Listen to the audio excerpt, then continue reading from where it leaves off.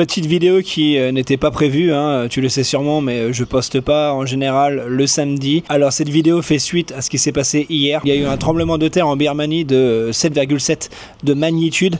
Donc c'est pas un petit tremblement de terre. J'ai reçu pas mal de messages me demandant comment j'allais. Donc je me suis dit que j'allais faire une vidéo.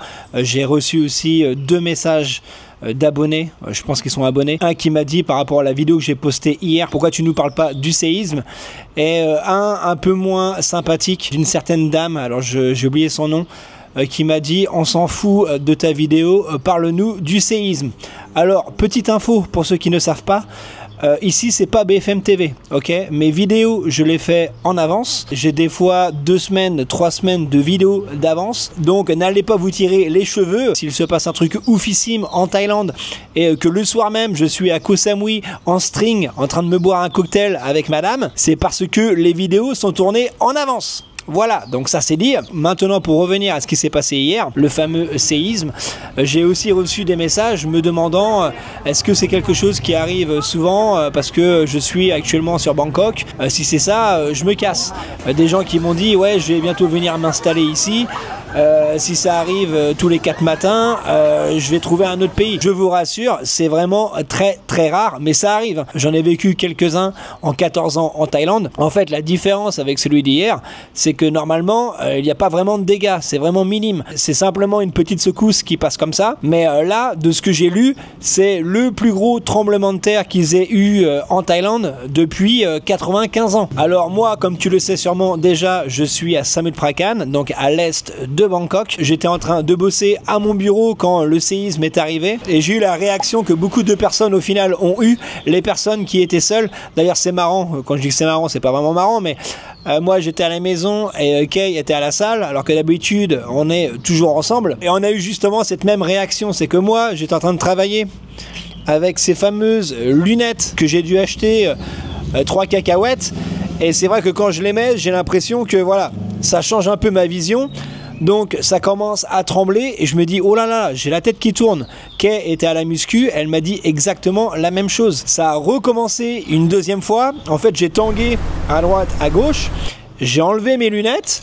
Je me suis dit, c'est bizarre là, je vais tomber dans les pommes, y a un truc qui est pas normal, toi.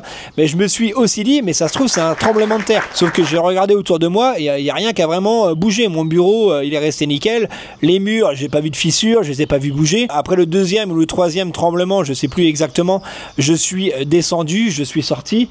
J'ai regardé les murs parce que je me posais quand même la question. Je pense pas que j'ai la tête qui tourne, je me sens bien.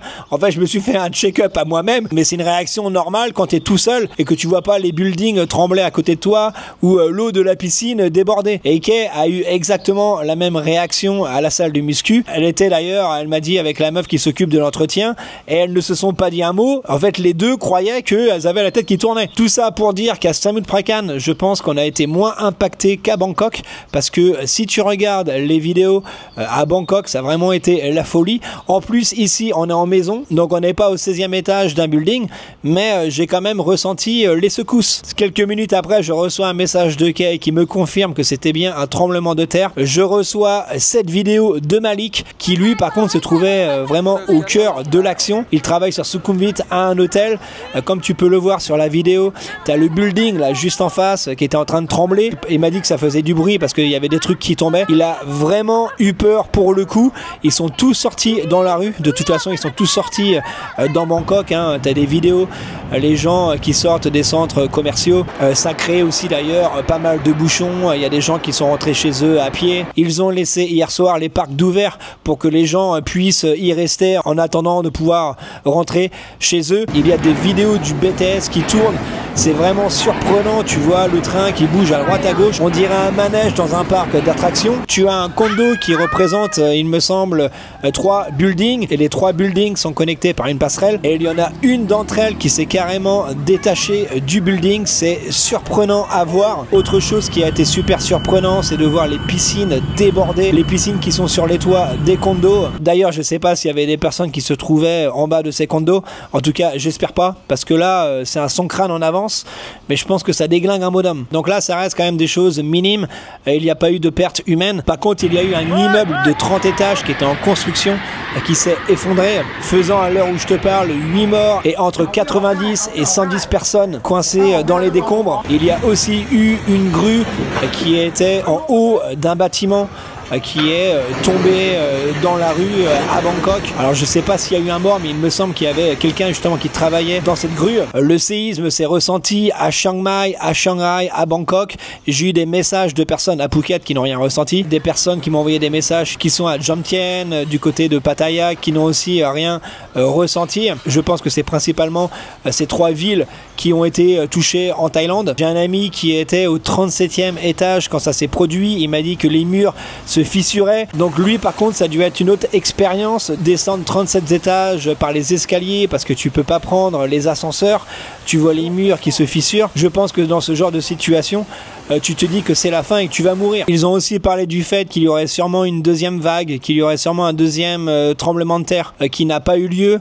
Mais en tout cas, le gouvernement nous a bien dit de faire attention déjà avant de rentrer chez nous, de faire un état des lieux, d'être sûr que là où on vit, c'est sécurisé. Ils ont aussi dit que dans les jours qui arrivent, c'est probable qu'il y ait un deuxième tremblement de terre, un deuxième, peut-être un troisième, donc il faut être prudent. Le BTS est ouvert, j'ai demandé à Malik qui est parti travailler aujourd'hui, donc il m'a dit que c'était ouvert. Je pense que tous les transports fonctionnent, les aéroports sont ouverts. Nous sommes juste dans une période de vigilance, voilà, il va falloir faire attention les jours qui suivent. Nous, en tout cas, pour Kay, Malik et moi-même, pour ceux qui se soucient, plus de peur que de mal. Tout mon soutien à ceux qui ont perdu des gens proches. Je parle bien sûr des Thaïlandais qui étaient dans ce bâtiment qui s'est effondré. Voilà pour les news. Ce tremblement de terre nous aura rappelé une fois de plus que nous ne sommes rien du tout, que tu as beau être le mec le plus riche du monde ou le mec le plus fort, face à la nature, nous sommes rien du tout. Voilà pour cette petite vidéo. Si tu es encore là, c'est que tu es un bon. Prends soin de toi, mon poteau. Je te revois très vite. Ciao.